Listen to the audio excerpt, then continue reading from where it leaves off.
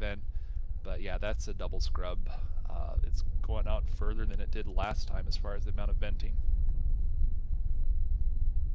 More venting out of LOX and methane tanks.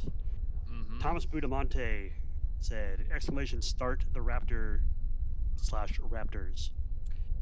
Hope so. Hoping so. Oh man, they're just teasing us today. Oh man, this is hard. I want it to happen so quick, but it's kind of past the time, and they are double venting, which is not great to see right now.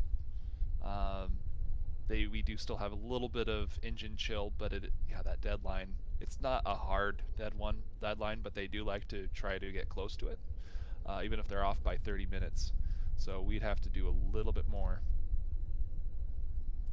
Oh, we also have a couple of other donations here. I'd like to thank Matthew O'Malley from New Zealand. He's donated $8.99. He says, "Hey all," and then Friday Ray, not to be done, $2.03. Rusty, please talk, please, just pretty please.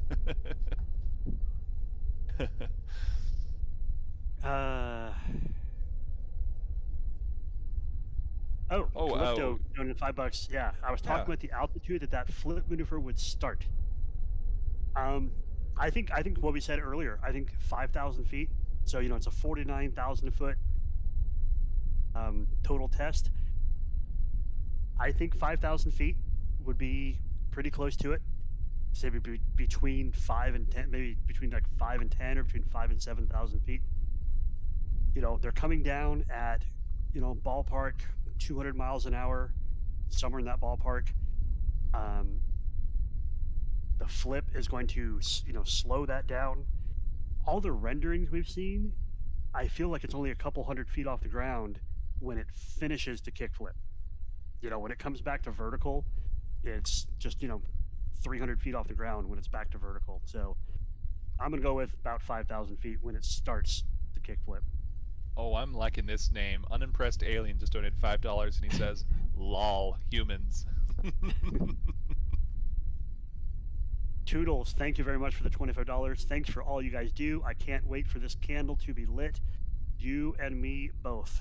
Oh, this Absolutely. Will be amazing to see this thing lit. Oh, I want to see it so bad. I can almost taste it. I think we are tasting the bitter agony of defeat tonight. All venting seems to be stopping from Starship.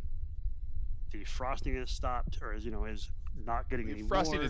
We're gonna get more frosting, but that's because they keep venting it repeatedly here. So it's slowly, I think, detanking at this point. But I'm pretty sure we were going for another, like a recycle, but it wasn't chilling down as much as they would like it to. Didn't see the full, fire show or venting show that they normally have, but yeah, they were doing something. So maybe a wet dress rehearsal, then static fire, or maybe 2 duds. I don't know. Anna, if you're watching, could you please tell us? That would be useful. So I'm going to put in chat, I want to do the vote one more time. So Nightbot's going to put out a vote to say, when do you think Starship will hop and where will it land? So now that we know that we know it's not having today, and we know that looks like we did not get a static fire today, when do you guys think so? Nightbot's going to put the vote out there. Everybody, all 6,820 of you, go to the Nightbot, vote to where you think, where and when will the 15-kilometer hop start. So all right, I'll have to click on that straw poll myself. Gonna have to vote here. And I keep seeing the same encouragement, a couple of words from Rusty.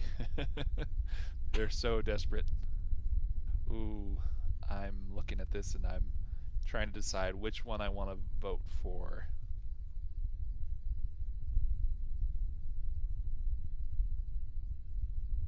White Storm, thank you very much for the $5. Thank you.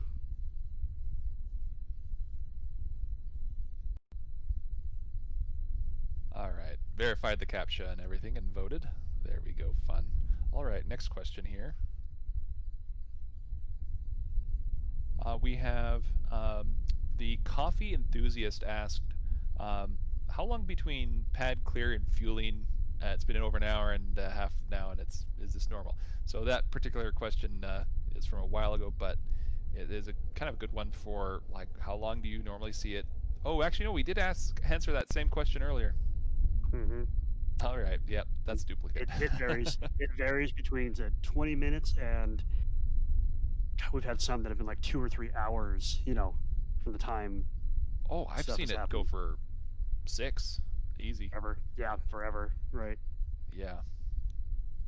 They won't have it pad clear until a little bit later in, but they'll have the road blocked and 6 hours later, and it's still nothing. But today has been a little bit more interesting. Elijah Furch, thank you for the $2.03. She says, thanks for the late nights. Let's get to $100. She's laughing. 1 penny at a time. Elijah, you're awesome. Yeah, 1 penny at a time. We'll get to $100. It'll be great. So, somebody should do the math on that. The whole, if you went, from $2.02 to 3 cents, how many of those donations would it take until that donation was a $100 donation? How much money would you have got? All right. Coffee enthusiast. Oh, sorry. Nope. Charles Grant says, how do members see the new camera? Great question. If you have just become a member, if you go over to the left of the subscribe button beneath the video and you click See Perks, there is a community tab there. You can click the community tab, and that's where you'll see a lot of the member specific stuff. You'll see the Rooster Cam. You'll see other things that are being worked on that Lab's working on to better the stream, the multi-camera views, and a bunch of stuff like that. So right to the left of the subscribe button, click See Perks, click the community tab, and then you can see the members only cameras. Great question. Thank you. Let's see. Refresh the poll here. It's still holding right at the same. Still holding at 43%. Say, landing on the 11th on the pad. 24, the 11th on the ocean. It's a great poll question. Yep. I would actually bump it a little bit far back. Like my original thing was between the 12th and the 15th. Was when they originally were. I was thinking about. I said on the stream like 4 times we had commentary, maybe 3. But yeah, that was still kind of in the range, which is kind of neat. I think we're on question 114. Okay, so let's see here. Do you think that if a Starship could be configured with a payload bay to bring sections of the ISS back when it reaches the time of life or life expectancy, instead of allowing sections to be deorbited or be stationed near the poles? Well, and that's from Armstrong. We talked about that. Yeah, so we talked about that, and I think we said yes. I don't know if somebody was actually doing the math for every segment of it, but I believe that most of the ISS could be put without making a payload bay. So in the current kind of, what are we calling, clamshell configuration, or what we're thinking will be a clamshell, that almost all of the ISS could be brought back to Earth. I think I brought up, put in the Smithsonian if they wanted to. That would be an absolutely insane exhibit. Kind of how the space shuttles, are at the Smithsonian and different museums, that they could build, basically a hangar and put the entire ISS in it. So the answer is yes. The ISS could be brought back down using Starship, and put to wherever they wanted it to be.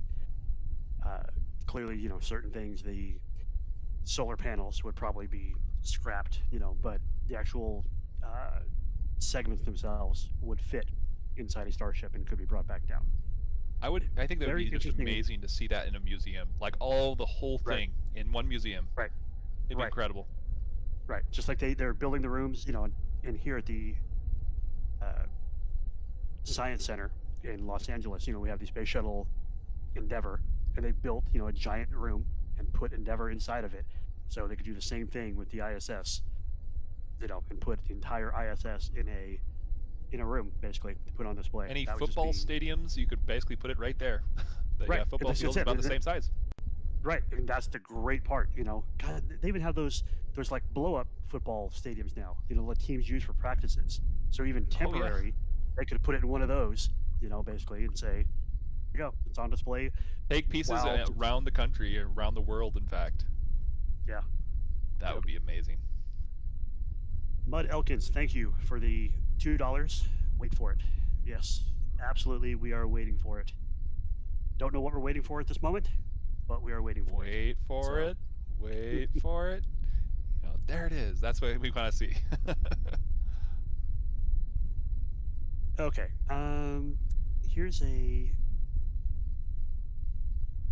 since they would, it's kind of more of a statement than a question, but it says they would not be awake for the whole mission. How could they stand the long journey? Not enough living space for 100 people. So you talk about taking 100 people to Mars.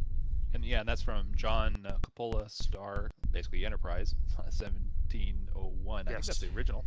So yeah. It is. The interesting thing about that question is, Elon said 100 people. That was with ITS. Starship could still fit 100 people, but it would be miserable going to Mars with 100 people like that. The space as well is just not quite right. You would want to do 100 people for point-to-point transport. You could easily do 100 people. You could even do more than 100 people. If you really wanted to cramp people into a Starship, fully stacked Starship with a super heavy booster, you could technically get it up to 1,000 people as far as body weight on the average size of things. But yeah, that would leave just everybody's in a cot. It'd be horrible. But that's not going to happen. So what you end up having is what we think about 33 people is what the average that we came up with, kind of doing the pool of how many people would go to Mars, and it would be about 33. That's the number that kind of fits the best, just around that. So they could do a little more, a little less, but that's just the right amount for living conditions and kind of luxury. It's like a really nice yacht to Mars. You get a little radiation along the way, but you get to go to Mars. Nobody gets to go to Mars yet. That's the cool thing. It's the price of admission. A little radiation. A little radiation, but hey, it's like if you stopped smoking a pack a day. That's basically what it would be like. That's the equivalent of going from smoking a pack a day, and if you stopped, then you would basically be the equivalent of saying still smoking a pack, but you don't smoke a pack yet. The radiation and cancer risks are still there. But you would be able to survive going to Mars and coming back. You're just basically 2 months of that risk exposure, or basically between 2-3 months, depending on what kind of window time frame you're looking at and other options and how much cargo you have. All right. I think we already thanked Vince Hapgood for $50 he donated earlier. If we didn't, thank you once again. And then just looking through, we do have a bunch of these currently answered. I just want to make sure we get the right ones here. Okay, so Steve CDJ asked, what are the current plans for the solar panels on Starship? Actual attached panels like Crew Dragon Trunk or fold-out panels? So every rendering we've seen have been fold-out panels. I think SpaceX has never changed that from the kind of initial drawings of what they'll have. Currently, Starship has no infrastructure for them. There's nothing. We've seen nothing that's showing, oh, that's a compartment for solar panels. But yeah, maybe there's going to be the new update for Starship. I mean, Elon said 3 weeks ago, probably 5 weeks ago. So it's kind of going on Elon time right now, but presumably multiply by 3. Be an update. Yeah, multiply by 3, so 9 weeks, whatever. Presumably there'll be an update on that. We'll see new renderings of that if there is any change to them. There's not really anywhere else they can put them. They can't put them on the body of it because this thing has to re-enter Earth's atmosphere, and even on the top side, it's going to get way too much pressure and heat to for solar panels to survive. Clearly nothing that exists re-enters the atmosphere that has solar panels on it. They won't make it through re-entry. So I'm assuming still fold out, still the same kind of design that we've always kind of seen. So got another question from John Culp. Do you think that a person like me living in Central Texas, about a 9-hour drive from the launch site, could see an orbital launch at night? Yes, you can. So you'd have to be looking south and in a eastward direction at night. You would basically see this bright light suddenly come up from the horizon from Boca Chica. It's just basically central south Texas is what you're looking for. Depending on where you're at, you would have to be looking just directly south and a little bit east, because as it comes up, it goes east. You would be able to see something at night during the launch instead of taking that 9-hour drive. But if you could take that 9-hour drive, it would be spectacular to see a launch from Texas. You'd probably be outside the exclusion zone as everybody else should be. But it would be so loud, so amazing. If you ever get a chance to see a rocket, take it. That 9 hours would be worth it. Pack up the wipes, pack up the kids, do what you got to do. Take a day off work. Yeah, get some stuff for a picnic. That's going to be part of it. Is you're going to be waiting around a little while, but then when you see it, it's going to be amazing. All right, so Robert... Kevin Caldwell. Kevin Caldwell, yeah. Thank you very much for the membership. And John Hardy, thank you very much for the $5, who had a question. How far downrange do rockets typically achieve orbit? Is Florida totally safe? Will Texas launches be limited in inclination? Oh yeah, so definitely, John, is the rockets are actually taking corridors basically between, there's two locations kind of between the Florida Keys and the Florida coast in that direction, or further south between like Cuba and basically South America. That's kind of their other corridor there. So you basically have those two corridors that they can essentially take, where they're over water the whole time, and that's why they built it where they did. One of the also kind of the nice things about how far they are from everything else, they could go over land. They do not plan on just dropping a stage onto a population. They're actually, the super heavy booster will be able to return to site, so that's not an issue. And then let's say if they do the sea launch platform, then it's going to kind of be anywhere they want to launch from at that point. They'll have a point that will probably be outside of any populated areas, so 20 miles off coast, 30 miles, 100 miles, doesn't matter. Wherever they want to launch from, they can launch. They have to update the software for where they're going to launch from and try to find the right corridor that they don't drop their potential stage that's broken. Like let's say a super heavy just can't light, whatever reason, it lights or it blows its engines apart, and then it's debris at that point. They would splash down in the water. That's basically what that corridor is for. All right, the next question I have here is from Robert Stryker, and it's kind of a comment as well. Elon indicated a problem with re-entry heat on flaps in certain areas. What tiles would be difficult to fit? What material do you see to seal these areas? So, good question. We've talked about this a couple times. Putting tiles on the bottom sides of the wings, probably not that.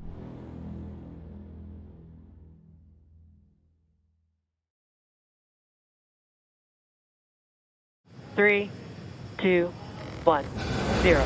Ignition. America has launched.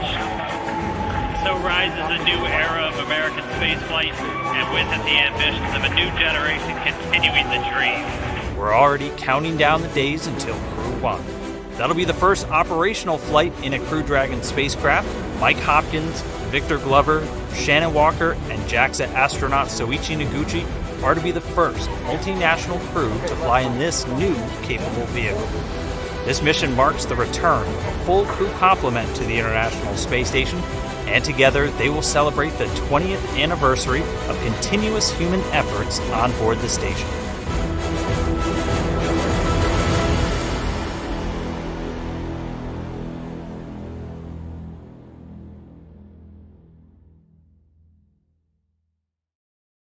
I'm thinking by the next 2 iterations, we'll start seeing more heat tiles being put on, as well as heat tiles being put on the wings, and especially the leading edges, to test all those materials and see, you know, what works, what doesn't. Clearly, they've tried multiple different ways of sticking on the tiles now to the bottom. Some appear to have worked more than others. And when you consider that if they didn't hold on, it's because they couldn't handle the vibration. So they'll need a lot more of that, especially on the wings, especially with the movement. I had mentioned as you're coming down, you know, at 500, 1,000 miles an hour, when the craft changes orientation, maybe they're really structurally strong in one way, but as soon as the Starship, you know, orientates itself in a different way, or its angle of attack changes, maybe you find that there's a problem. Maybe you find that they start blowing off, or they can't handle the pressure in that particular direction. So, you got anything else, Thomas? 3, 2, 1, 0. Ignition. America has launched. So rises a new era of American spaceflight, and with it the ambitions of a new generation continuing the dream. We're already counting down the days until Crew 1. That'll be the first operational flight in a Crew Dragon spacecraft. Mike Hopkins, Victor Glover, Shannon Walker, and JAXA astronaut Soichi Noguchi are to be the first multinational crew to fly in this new capable vehicle. This mission marks the return of a full crew complement to the International Space Station, and together they will celebrate the 20th anniversary of continuous human efforts on board the station.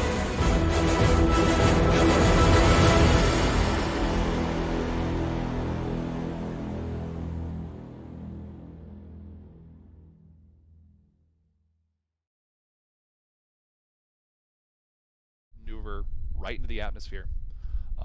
And so those leading edges, you're going to be kind of pointed nose first a little bit, but you're still at like a 45-degree angle to the incoming, basically, rush of plasma blades. Essentially, that's the best term I've heard so far for it.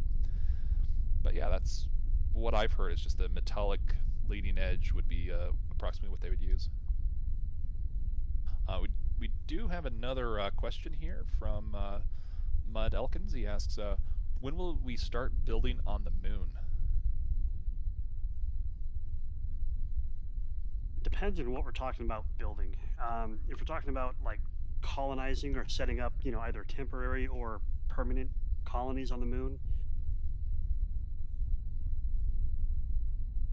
I think quite a while. You know, the moon is not as habitable as Mars is. There's the resources that we can pull from there. You know, water, they're saying, okay, they are finding water, but it's not in significant enough quantities. So I think they'll start putting bases there for research, but I don't see it being like a permanent colony. Maybe within 10 years, I could see us having, you know, manned, kind of like the ISS, kind of a permanently manned science station there, but it would not necessarily be like a living quarters for regular people. You know, it would be just science, just astronauts doing testing in lower gravity, and seeing how humans last in there. So, you think anything sooner than that? So it's basically as soon as you land on the moon, you're going to be kind of building on it, but permanent, it really is going to take an international cooperation to do that. It's a lot of funding for a lot of different projects. You're basically talking about mining, you're talking about exploration of all sorts of kinds.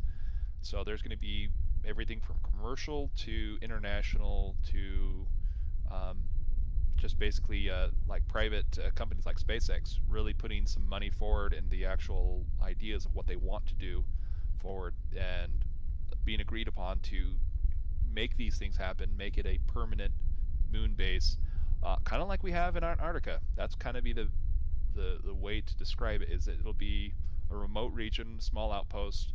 It'll start with fewer people. The Antarctic expeditions that they have grown over time to be larger as far as what they do, how many people they have, and the facilities they have there. It's kind of interesting to kind of look at the overall progress in that. And there's multiple countries doing it in multiple places in Antarctica, but the same things could be happening with the moon. The few, thank you for joining Lab Padre Elite. Appreciate it very much. As Rusty said, welcome to the green team. Green team is a fun team.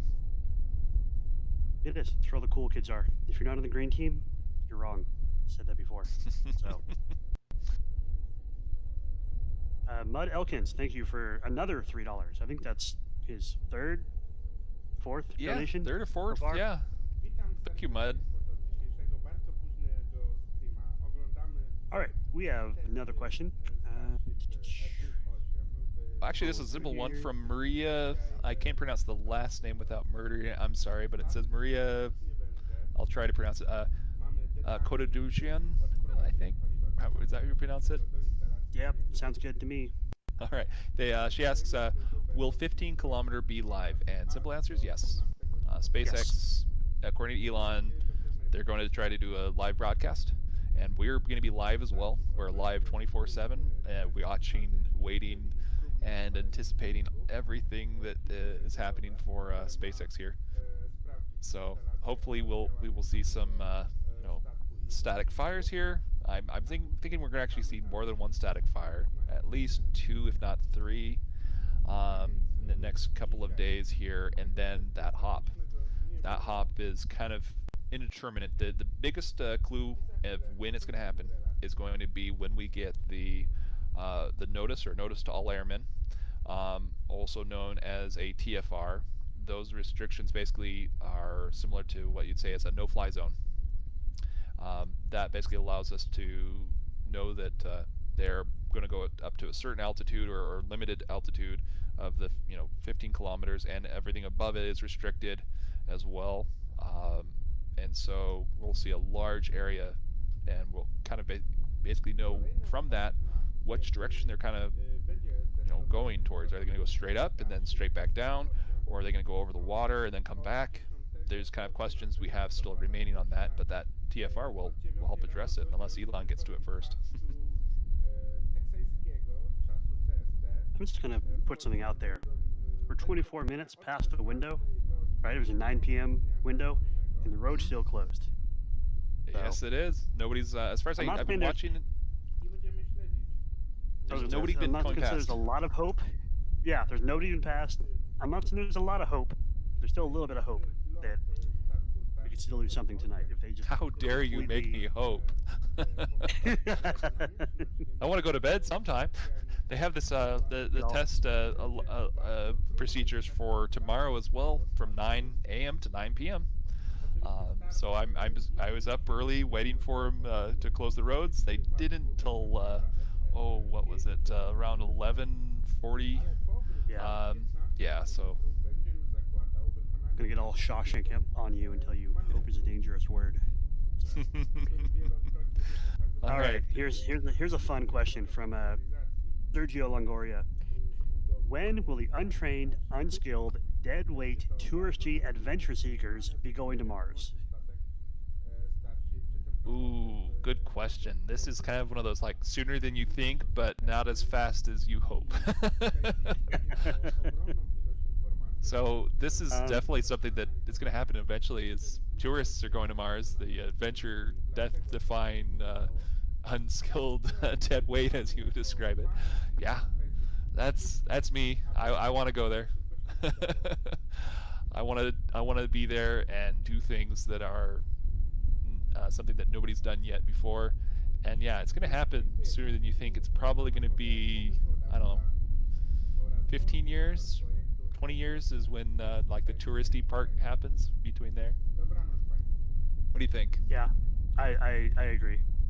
I would say no more than 10 or no sooner than 10 years. And I think that's being very, very optimistic. Probably closer to 15 to 20 for the absolute dead weight. You provide no benefit to the population of Mars. The first hundreds or thousands of people are going to be the people who can contribute to the colony, who have a marketable skill, who can, whatever it is. And I mean, there are thousands of. 3, 2, 1, 0. Ignition. America has launched. So rises a new era of American spaceflight, and with it the ambitions of a new generation continuing the dream. We're already counting down the days until Crew 1. That'll be the first operational flight in a Crew Dragon spacecraft.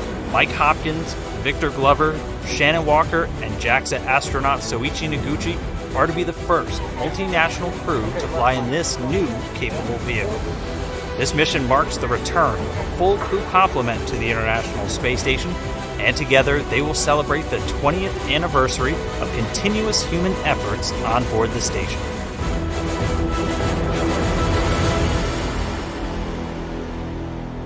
The first ones to go, but then you're going to see everybody, every kind of field be valued on Mars. And even some of the ones you would never expect will probably become very valued on Mars. Things that are just kind of out there. You're like, well, what do you do? Well, I work with this this kind of interesting polymer. For some reason, you might be one of the people that they ask, would you like to fly to Mars? What if you're a woodworker, and you find out there are no trees on Mars, so you have to bring all your wood with you, Well, masonry, like that's a great one. So you don't have wood, but you do have stone. You have lots of stone. You want to build structures. Hey, you've got lots of stone to build structures with. Masonry is a good one. It's an old profession. It's a bit different here. What about the first company who pays to get Martian rocks brought back to Earth to make countertops out of? Do you want to be the first kid on your block to have your kitchen counters made out of Martian stone? Now you're talking. That would be crazy. I mean, that's like a $1 billion business right there. Right. The only very expensive countertops. Yes, incredibly expensive countertops. But hey, you're the only guy in the world with them. Mr. Mullet, thank you for the $5, New Zealand dollars. Thank you very much. I forgot what the New Zealand dollar is called, but my apologies. Says, thanks for the great coverage, guys. Keep it up. Cheers from New Zealand. Thank you very much, Mr. Mullet. I've got so many friends in New Zealand. I've made so many friends from here on the La Padre site from Discord area in general. We stick around. But we're you don't very know what close. the currency's called, do you? No, but I know that kiwi is a big thing there. The bird, not the fruit. All right, I do have a question here. It says New Zealand dollar. Yeah. What? That's it. Trick question. Cool. There's no cool name for it. It's United States dollar and New Zealand dollar. Doesn't help. Yeah. It was supposed to be some ruple or rupees or something cool like that. Anyways, Thank you very much, Mr. Mullet. All right, the next question I hear. Does anyone know if Elon will contract for Mars infrastructure for the first Mars mission, or will he build within his company? And that's from Alexander Goins, I think? Owens? 99.9% contracted. SpaceX, again, we talk about a lot of these things, but SpaceX is, for all intents and purposes, a delivery company. Everything they do for SpaceX, not including, of course, Starlink and things like that, but SpaceX is get you or materials from point A to point B. So far, they've never, wavered from that. Everything they do is transportation. They're not building things for, they're not building modules for the ISS. They're not these companies who are offering, to build habitats for Mars or the moon.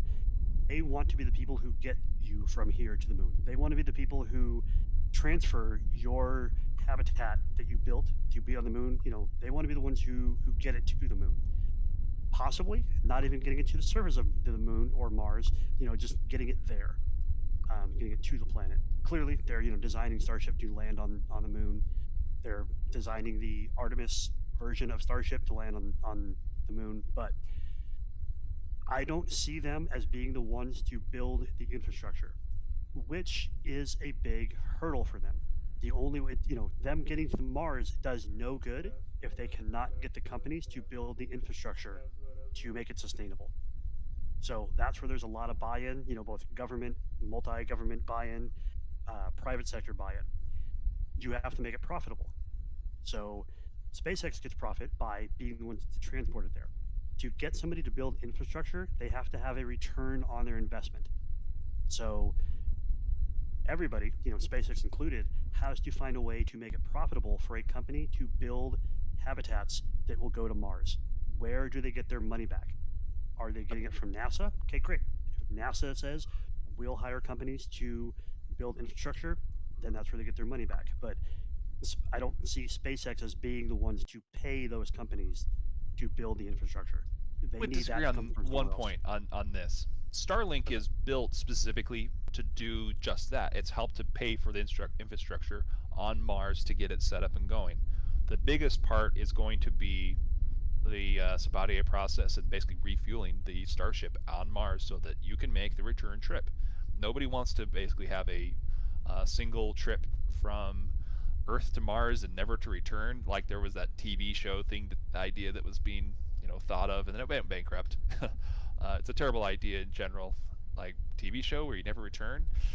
Oh, Sounds Mars bad. was Mars One or was that Yeah, one? Mars One. Yeah, Oh. Mars One, something like that.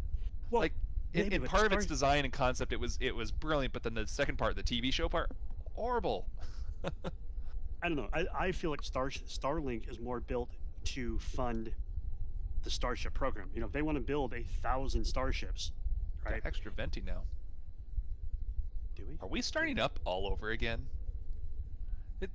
Is that what's happening? Like the venting, I'm looking at it at Sapphire. They're right growing. behind Three Amigos. No, Yeah, venting on it's- Starship itself. Oh, on Starship itself. Yeah, it looks like the methane is growing the vent in size. That's 3, 2, 1, 0. Ignition. America has launched. So rises a new era of American spaceflight, and with it the ambitions of a new generation continuing the dream. We're already counting down the days until Crew 1. That'll be the first operational flight in a Crew Dragon spacecraft. Mike Hopkins, Victor Glover, Shannon Walker, and JAXA astronaut Soichi Noguchi are to be the first multinational crew to fly in this new capable vehicle. This mission marks the return of a full crew complement to the International Space Station, and together they will celebrate the 20th anniversary of continuous human efforts on board the station.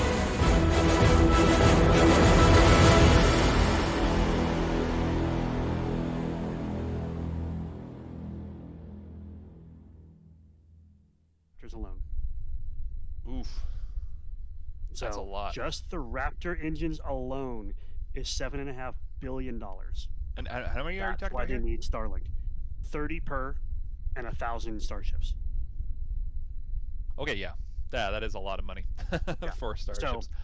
Right. So $7.5 billion just for the engines alone, not including, the labor and materials to manufacture the Starships, not including all of the cargo that they will send with those Starships there. So I mean, we're talking easily $30 billion, over the next. I mean, granted, you're talking over the next like 30, 40 years. So maybe $10 billion a year, which sounds like a really good profit margin for Starlink. If they once they get it fully up, if they can get $10 billion a year in profit, hey, that fully funds the Starship program, allowing SpaceX to use every other bit of profit they get for other things, for the next version of Starship or whatever else. So, yeah, it's expensive to say when you talk about 1,000 it's Starships. I also took $10 billion into account, plus the price of like the Raptors when they're bringing them down to. Let's say you get all the price points that you want, and it's basically the cost of building them. We went through and did a number, and the minimum bear price you could get this down to conceivably if you're building 1,000 starships, and let's say you're even throwing them away, was $32 million. That's how cheap this system potentially is if you're doing mass production down to the nth degree, so that you're saving a lot of money.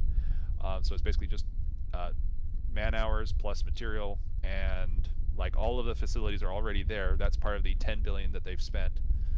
It comes to be about 32 million for all those starships each at the minimum. So you have to be spending more than that, or pay more than that. So let's say 100 million, 120 million, 130 million, somewhere in there would be a good area to charge for basically launches, for basically kind of like you do with the basically Falcon Heavy. And you can get to that point, but that full reusability, getting to all of those like profit margins and hitting those lines, those are the first part of the company. Like you got to make sure you're making money or finding some revenue source to make money. Otherwise, you are in a never-ending spiral to bankruptcy, where we don't want to see that happen with SpaceX. With every piece of technology that they have at their disposal, what they're doing with Starlink, and how that's going to change the world, with Starship, how that's going to change the world. There are so many things that they are doing that are world-changing and at the same time benefiting the world, humanity, and in very different, distinct ways, connecting us together and also separating us to, keep us alive in case something happens, or just exploring Mars and what our closest neighbor that's hospitable, or closest to the hospital, has to offer us and what we can do there. So, just a quick little number here. People talk about Starlink's ability to produce revenue, and global telecommunications spending is forecast to amount to 1.4 trillion US dollars in 2019. So Starlink doesn't need all that. They need a small fraction of the global telecommunications business. Like we were saying, $30 billion a year, $40 billion a year, nothing compared to 1.4 trillion a year. They need just a couple percentage points of the global telecommunications market to completely fund Starship for the next, for the foreseeable future. So we always talk about, markets like, just the European market or just the American market. We're talking about the world market, which includes entire continents that are basically completely underserved, or entire countries. We talked about India. India has an insane population with horrific infrastructure in place. So, Starlink can come to a place like India with its X number of billions of people, and provide, telecommunications to the entire country.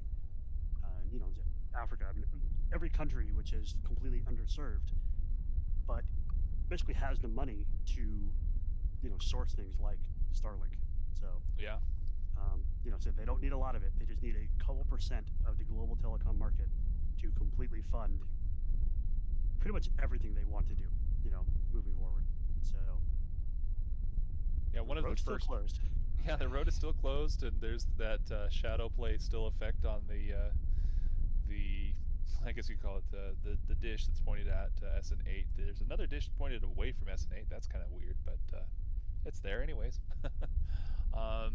Yeah, so the total market, like one of the things you could do is for like expensive telecoms that they have the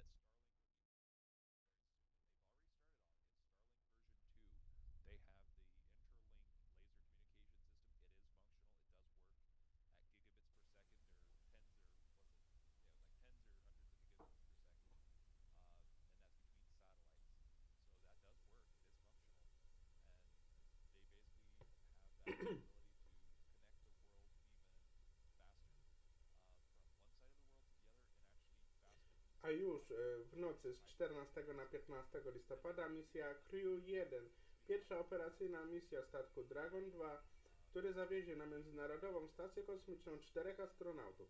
3 astronautów NASA i 1 astronautę JAXA.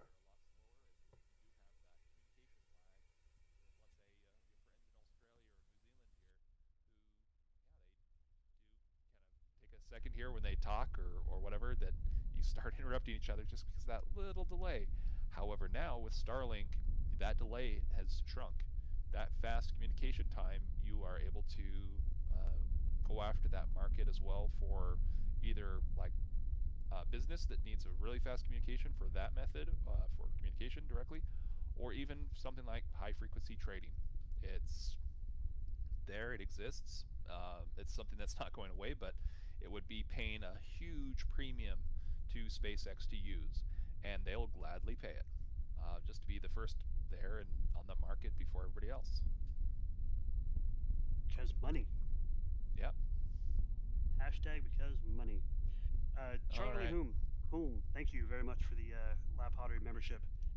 We Oh yeah, appreciate we it. have on the left-hand side. Thank you so much, Charlie. But on the left-hand side, we do have that. I guess you could call it venting on the. I don't know. Rusty calls it the bull snort. That's probably the best way to call it. And so that's usually indicating they're done. They should soon be leaving the roadblock area and coming along here to check out the facilities within the next few minutes. Yeah, that. When I see that, I typically think of it as the final depressurization of all the ground surface equipment. That to me seems like that's it. You know, all GSE is being vented out. Yep. Which, you know, did happen to come up with. We got to the bottom of our questions list here, right? So that's kind of good. Yeah. We ran out of the questions that our assistants had to head out early, or earlier, not early, but earlier, because we've had a long day.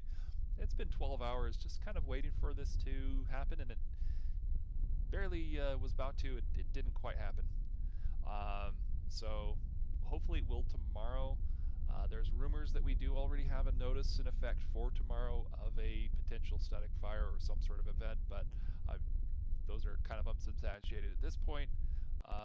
So keep your fingers crossed that those do, come out to be confirmed. And then, of course, we do have that 9 a.m. to 9 p.m. event. So you'll want to check back with us again there. I would also recommend, if those of you who haven't and would like to, get notifications about these kinds of things, we do have a Discord area. So you have to have a Discord account. You can go to Content and Notifications, and under that channel you can click on the emojis underneath the top part, and it basically has a symbol to represent each one. You just click on that and it will give you 3, 2, 1, 0. Ignition. America has launched. So rises a new era of American spaceflight, and with it the ambitions of a new generation continuing the dream. We're already counting down the days until Crew 1. That'll be the first operational flight in a Crew Dragon spacecraft. Mike Hopkins, Victor Glover, Shannon Walker, and JAXA astronaut Soichi Noguchi are to be the first multinational crew to fly in this new capable vehicle. This mission marks the return of a full crew complement to the International Space Station, and together they will celebrate the 20th anniversary of continuous human efforts on board the station. 14 na 15 listopada w nocy. Relacja z misji Crew 1.